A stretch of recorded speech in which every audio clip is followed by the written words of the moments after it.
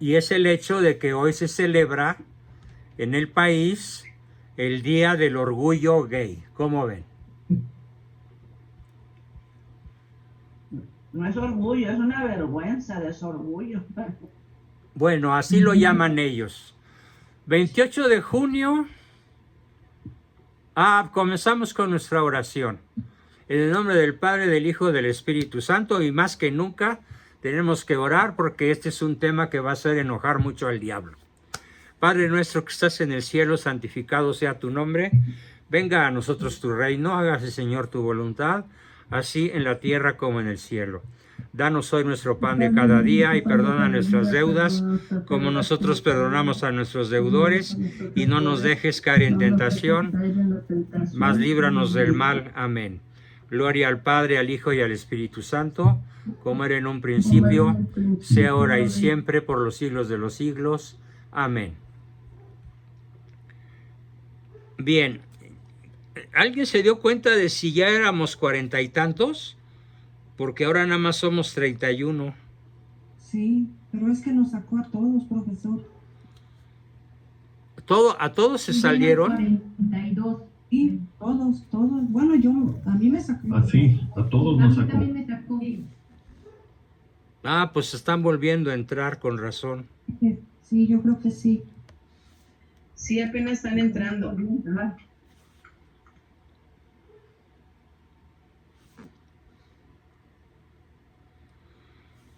Bueno, pues qué lástima. Vamos a comenzar de cualquier manera.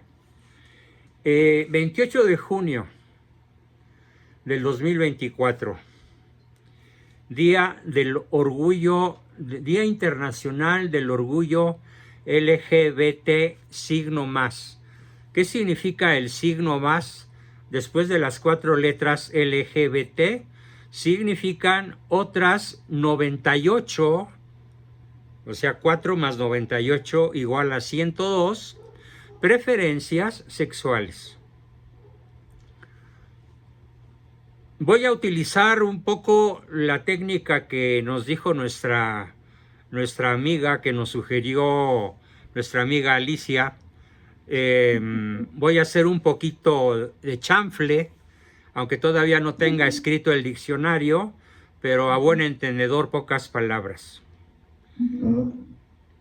El 28 de junio de cada año se celebra el Día Internacional del Orgullo LGBT+, una fecha que busca promover la tolerancia, la igualdad y la dignidad de las personas lesbianas, gays, bisexuales y trans, más otras 98 preferencias.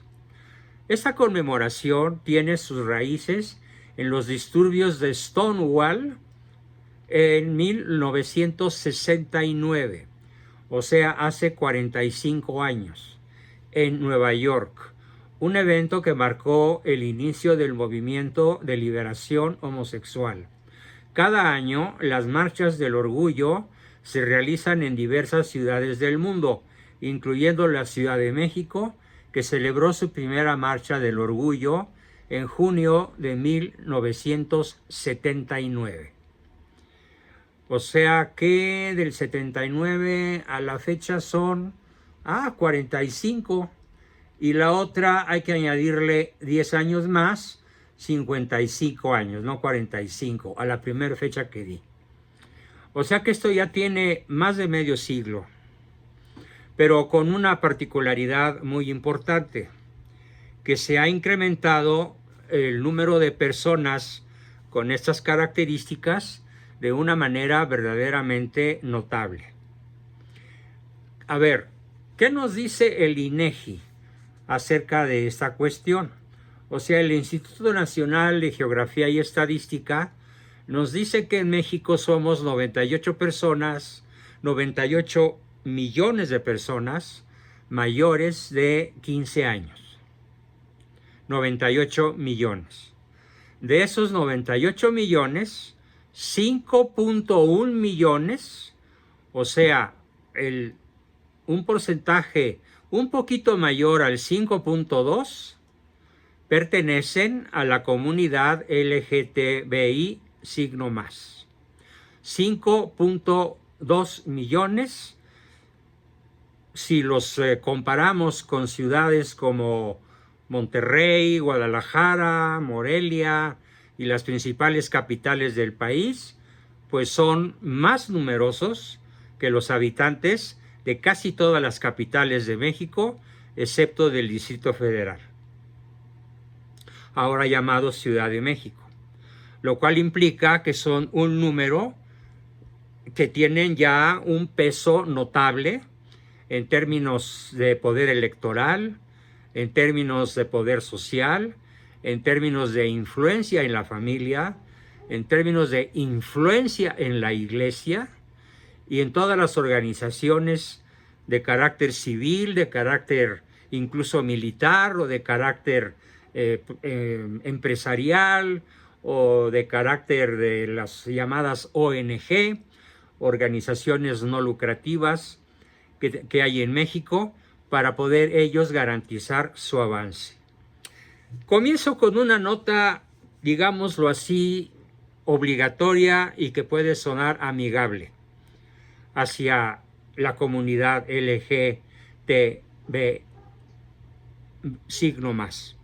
Y es el hecho de que yo estoy absolutamente de acuerdo, incluso es la postura oficial de la Iglesia Católica, en que todo ser humano, por el hecho de ser humano, por el hecho de ser persona, tiene derecho intrínseco a un trato digno, a un respeto a su persona, a no ser objeto directo de ludibrio, burla, segregación racial, inferioridad de trato en circunstancias que requieran equidad, de salarios, de reconocimiento en términos profesionales. Es decir, todas las personas del planeta Tierra, independientemente de su raza, lengua, religión, cultura u orientación sexual, tienen dignidad intrínseca. Quiere decir natural, propia de su esencia de seres humanos. No es discutible. Es uno de los principios que el mismo San Juan Pablo II manifestó como no negociables, la dignidad intrínseca de todo ser humano. Hasta ahí estamos de acuerdo. Luego entonces, si esta comunidad se creó para que se respeten sus derechos civiles, para que se subraye la importancia de su inclusión, incluyendo a las que de ellas tengan alguna forma de incapacidad y que tienen derechos humanos, tan derechos humanos como los que tenemos los heterosexuales, hombres y mujeres, y los negritos, y los mestizos, y los mulatos, y los indígenas de Perú, o de Paraguay, o de cualquier zona de México donde todavía existen alrededor de 70 u 80 etnias originales que no se han mezclado, que no se han mestizado con blancos y que conservan sus usos y sus costumbres tradicionales, excepto el canibalismo, por supuesto, de hace siglos. Bueno, pues esto es absolutamente humano, absolutamente cristiano y aun católico, y eso no está a discusión. ¿Qué es lo que sí está a discusión? Son varios puntos. Número 1. Vamos a ver qué nos dice la Iglesia Católica en sus documentos oficiales al respecto. O sea, no voy a seguir una línea en la que yo recurra a un criterio personal, por válido que pudiera ser, sino que voy a recurrir en esta ocasión a lo que es la doctrina de la Iglesia al respecto. Y la doctrina de la Iglesia nos dice: en la actualidad, el catecismo vigente de la Iglesia Católica distingue entre homosexualidad y actos homosexuales.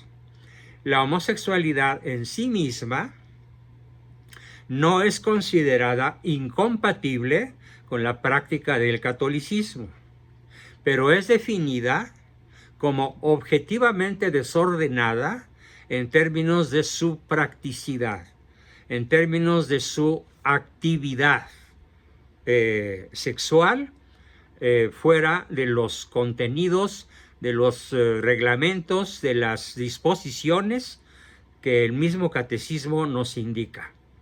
Es pues objetivamente desordenada, razón por la cual las personas homosexuales deben mantenerse castas, con votos de castidad perpetua, para no incurrir en pecado mortal y mantenerse en estado de gracia.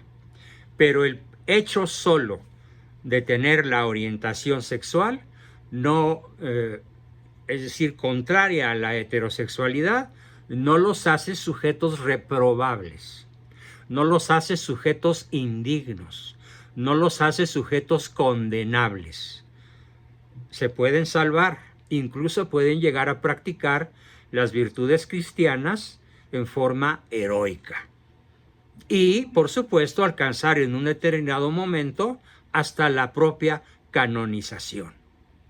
No se conoce en la historia que alguna persona con esta orientación haya sido canonizada. Todavía no ocurre, pero no repugna a la inteligencia que pudiera llegar a ocurrir siempre y cuando se cumpla con la exigencia de la castidad perfecta, de la castidad absoluta en cualquiera de sus manifestaciones, ya sean mentales, volitivas, sensoriales o de plano sexuales o genitales propiamente dichas. Bien, espero que esto haya quedado sumamente claro a todos. Ahora bien, ¿qué dice la Iglesia acerca de la identidad de género? Esto es fundamental y es un argumento que muy probablemente algunos o muchos de ustedes puedan utilizar para discutir con familiares, incluso con hijos, como ha tocado a algunas personas del grupo, en donde el chamaco de 14 años o de 20 años sale del closet y les dice a sus padres, pues les tengo que platicar, les tengo que confesar que mi orientación sexual es contraria a la de ustedes y yo espero que me amen, que me quieran, que me acepten, que me incluyan, que me traten como a mis hermanos, que son diferentes a mí. Y acerca de esta identidad que en un momento dado este tipo de personas asume, dice la Iglesia lo siguiente, y es un argumento brutalmente contundente, pero valiosísimo. Dice, la Iglesia asegura que la identidad de género no es una cuestión de elección. ¿Esto qué significa? Que nadie elige su identidad de género. Nadie, de ningún bebé recién nacido o de ningún bebé visto a través de un, ¿cómo se llama? De esa visión que mediante cierto tipo de rayos se penetra en el vientre de la madre, un ultrasonido, y se conoce prematuramente desde los 5 o 6 meses el sexo del bebé. Nadie puede ser asignado a una identidad de género, sino que Dios mismo asigna la identidad de género en el momento de la concepción. Y en el momento de la concepción solamente ocurren dos posibilidades: o es varón o es mujer. Y al nacer, atención con esto, no se le asigna una identidad, sino que se le reconoce una identidad. Voy a poner un ejemplo analógico. Alguna vez aquel presidente nefasto que tuvo México, no tan nefasto como el actual, por supuesto, me refiero a Luis Echeverría, dijo, que yo lo rebauticé como Luis Echevellore, por todas las barbaridades que hizo con México, decía que la Constitución otorga a cada ciudadano el derecho de ser considerado como persona. Y entonces inmediatamente los intelectuales católicos y de derecha del país se le tiraron a la yugular al presidente y le dijeron: no, señor presidente don Luis Echevellore, la Constitución no otorga ese derecho. La Constitución reconoce ese derecho previo a cualquier constitución de cualquier país de la tierra, intrínseco a la naturaleza humana, propio de la naturaleza humana. Luego entonces no podemos otorgarlo, nadie lo otorga, solo podemos reconocerlo. Bien, de la misma manera analógica, la Iglesia asegura que la identidad de género no es una cuestión de elección. Y múltiples documentos, el Vaticano rechazan oficialmente que las personas o los individuos puedan tener la posibilidad de elegir su propia identidad de género. Esto no es posible, aunque haya leyes en algunos países de la tierra, como lo es el caso de Argentina, hasta antes de Milei, en donde la Constitución argentina establecía que la identidad de género es un derecho de toda persona con independencia de su sexo biológico o del que le fue reconocido al nacer o al otorgarle un acta de nacimiento, y que esta identidad está sujeta a la elección de cada persona. Esto es absolutamente rechazado por la doctrina de la Iglesia Católica. Nadie escoge su identidad de género. Todos somos concebidos previamente con la identidad de género que habremos de tener toda la vida. Cromosomas XX o cromosomas XY. Pero no hay ninguna otra posibilidad, salvo algunos limitadísimos 0.0001% de la humanidad que puede tener lo que se llama hermafroditismo o deficiencia gonadal o algún otro trastorno grave de su sexualidad biológica, que incluso está ligada a una edad de vida sumamente corta. Es decir, las personas que nacen con trastornos gonadales o endocrinos relacionados con el sexo no sobrepasan los 18 o 20 años, cuando mucho. Porque a la vez que sufren ese trastorno gonadal o endocrinológico, ese trastorno afecta funciones prácticamente en todos los órganos corporales, incluyendo el sistema nervioso central e incluyendo desde luego la capacidad de supervivencia y la absoluta imposibilidad de concebir. Pero eso es una enfermedad gravísima. Bien, ¿qué más? Ahora, por el contrario, ¿qué promueve la comunidad LGBTIQ+, etcétera? Bueno, yo estoy de acuerdo en lo que promueve en casi todo, excepto en una cosa, y lo voy a decir. Estoy de acuerdo en que ninguna persona de esta comunidad tiene que ser torturada. Ninguna persona de esta comunidad merece un trato cruel. Ninguna persona de esta comunidad merece un trato inhumano. Ninguna persona de esta comunidad merece un trato degradante. Pretenden ellos derogar las leyes que en algunos países, sobre todo en los países musulmanes, penalizan las relaciones de las personas del mismo sexo y las de los transgénero, incluso con pena de muerte. Yo estoy absolutamente de acuerdo en que es cruel, inhumano y degradante condenar a muerte por fusilamiento, por ahorcamiento, por silla eléctrica o como sea a estas personas por el hecho de tener esta orientación y de vivirla de manera activa, sexual y genitalmente. En lo que estoy en absoluto desacuerdo, e incluso hice una crítica muy severa de una alocución del Papa Francisco, cuando dijo que teníamos que ser inclusivos e incluyentes las familias católicas con estas personas. Y dije absolutamente en desacuerdo.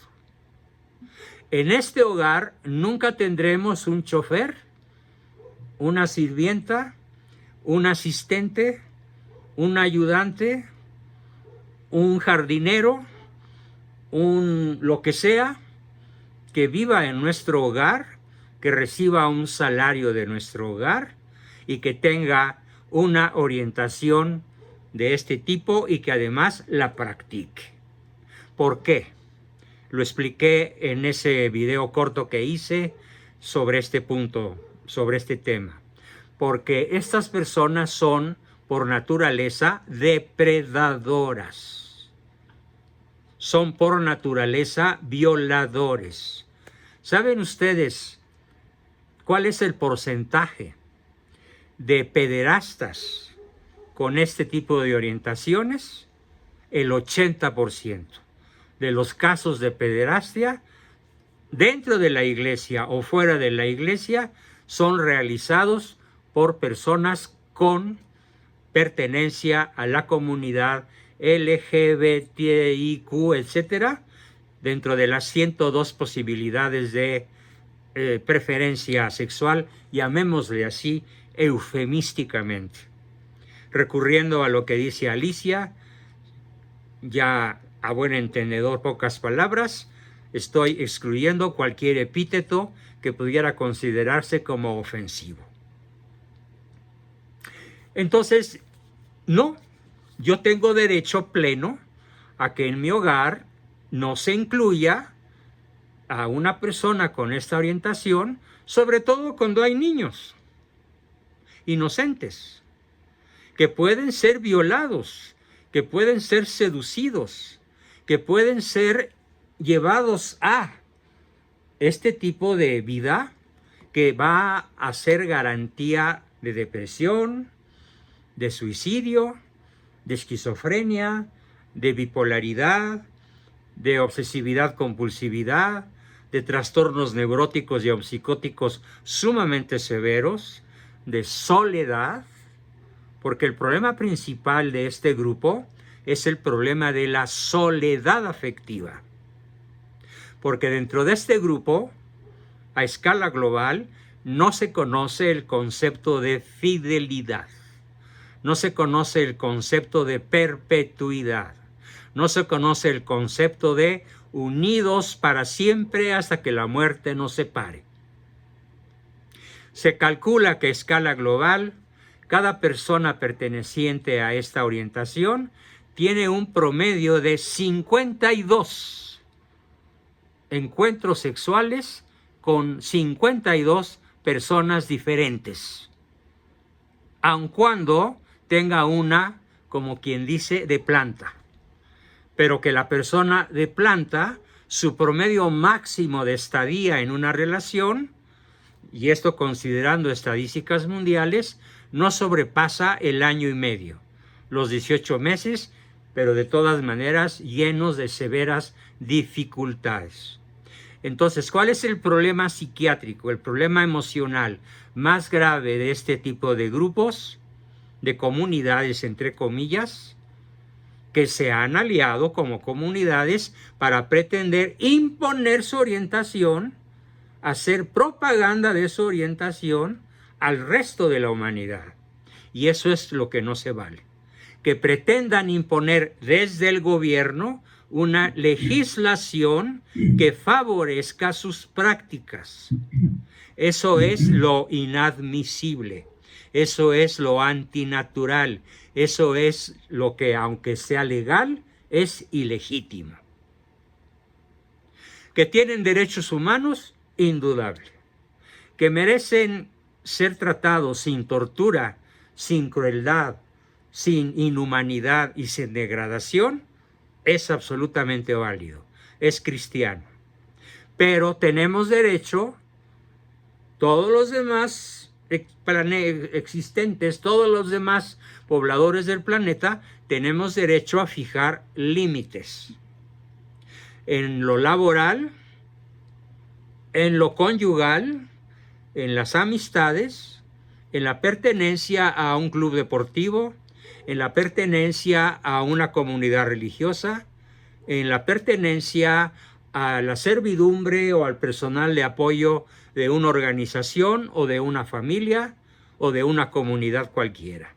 Tenemos derecho a fijar límites para preservar la inocencia de los que no conocen de cerca este tipo de inclinaciones, a la cual no le pongo ningún adjetivo calificativo para que, pues, cuando menos el algoritmo no me lo pesque. Pero ustedes pueden poner todos los adjetivos calificativos que se imaginen después del sustantivo orientación LGBTQI, más etcétera, los 102 tipos de orientación que se promueven en este tipo de personas. Ya dije la estadística del 97.2 millones de personas mayores de 15 años. Pero estoy viendo un dato interesante. Este dato de 97.2 millones de personas es del 2021. Así que para 3 años después, es muy probable que hayamos sobrepasado los 100 millones de personas mayores de 15 años. Y que de estas, el 5.2 o 5.3% de la población de 15 años y más en el país pertenezcan a esta comunidad. ¿Qué dice la Biblia acerca de la identidad de género? Dice, pregunta, ¿cómo puedo responder bíblicamente a una persona sobre este tema? Empecemos con la definición de identidad de género, que el mundo nos da, no la Biblia, el mundo. El mundo dice, la identidad de género es como tú te sientes en tu interior y cómo expresas tu género a través de tu manera de vestir, de comportarte y de tu apariencia personal. Pero ¿qué dice la Iglesia? ¿Qué dice la Biblia acerca de esto? Dice algo verdaderamente contundente y que espero que todos graben en su mente y en su corazón. Dice la Biblia sobre las identidades distorsionadas, LGBTIQ+. El pecado de una persona transgénero o de una persona LGBTI+, distorsiona la imagen de Dios que tiene. Pero este pecado no puede eliminar la imagen de Dios en la persona, sea como sea, porque sigue siendo creación de Dios. Pero el individuo borra, distorsiona, descalifica, altera, desprecia, minimiza lo que en él es la imagen de Dios. El apóstol Santiago nos recuerda que es pecado menospreciar, burlarse o faltarle el respeto a cualquier ser humano por tener la imagen de Dios al ser creado por Dios, criatura de Dios. Por lo tanto, la identidad de género no se puede alterar, no se puede escoger, no se puede asignar. Repito, no se puede alterar, no se puede escoger, no se puede asignar. Solo se puede, ¿qué? Reconocer. ¿Es niño? ¿Es niña? ¿O tiene un trastorno gonadal? Como lo tiene el 0.01000% de la población mundial. Hermafroditismo. O insuficiencia gonadal, ya sea hombre o mujer. Bien, otras cuestiones que todavía puedo tocar es el término queer. Letra Q, letra U, doble E, R, queer. Queer es una palabra que describe una identidad de género y sexual diferente a la heterosexual y al cisgénero. Las personas queer son entonces lesbianas, gays, bisexuales y transgénero. Se identifican con la palabra queer.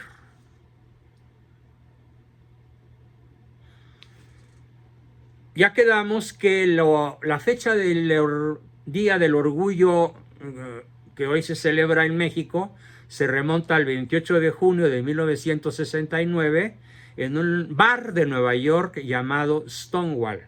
Me faltó decir que era un bar donde cientos de gays, lesbianas, bisexuales, transexuales, intersexuales, queers, etc., cansados de los continuos hostigamientos de la policía, decidieron enfrentarla, rebelándose contra los lineamientos que prohibían que estas personas se manifestaran en público. Pregunta Patti cómo se escribe. Repito, a ver, lo voy a poner en el chat. Se escribe, ahí les va. Aquí está. Lo escribo en mayúsculas. Q-U-E-R. Queer. Ya está escrito. Bien.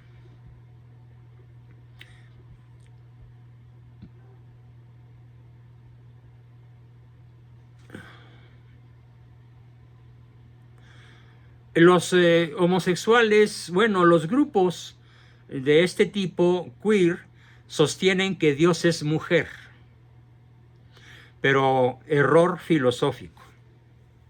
Dios Padre no es ni mujer ni hombre.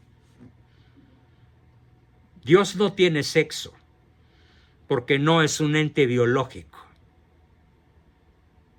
Pero la segunda persona de la Trinidad, de la Santísima Trinidad, al encarnarse en el vientre de María, escogió ser varón.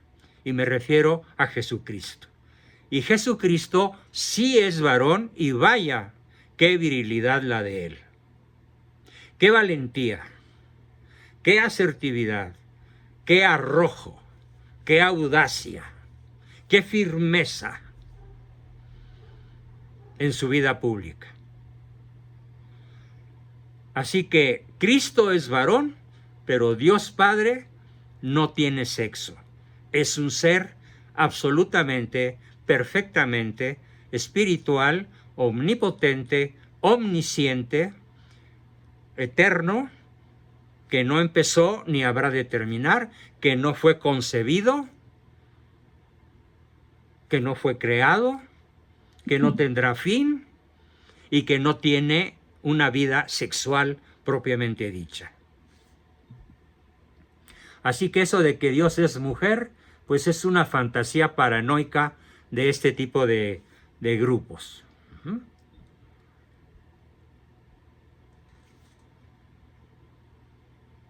Dice, para terminar, dice la Biblia sobre la sexualidad algo bellísimo. Dice, tanto el hombre como la mujer son creados con deseo sexual. El sexo, el deseo sexual es bueno, porque es creación de Dios.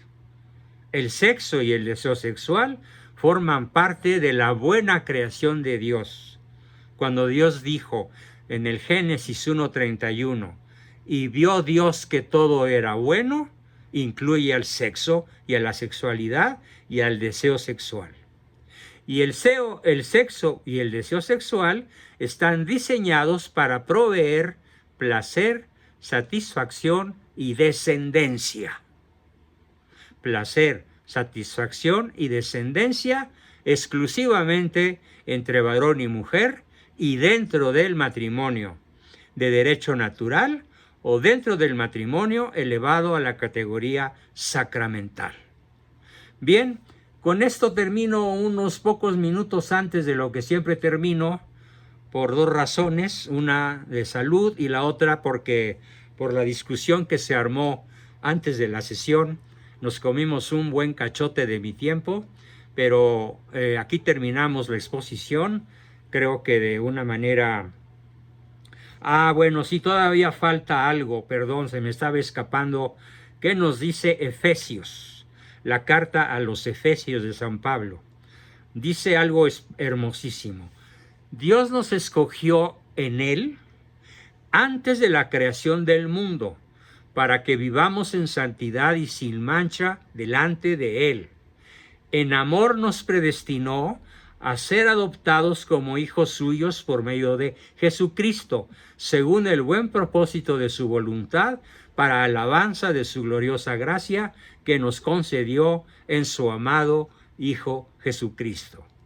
La distorsión de este mensaje de San Pablo en la carta a los Efesios es justamente lo que hace inadmisible, inconcebible, la aceptación de la práctica LGTQI+, para cualquier persona que conozca lo que acabo de explicar. Con esto termino la exposición de hoy y todavía nos quedan unos minutos para que puedan preguntar, aportar, dudar, etc. Pati pregunta, ¿Efesios qué número? Efesios del 1 al 3 y luego el 14.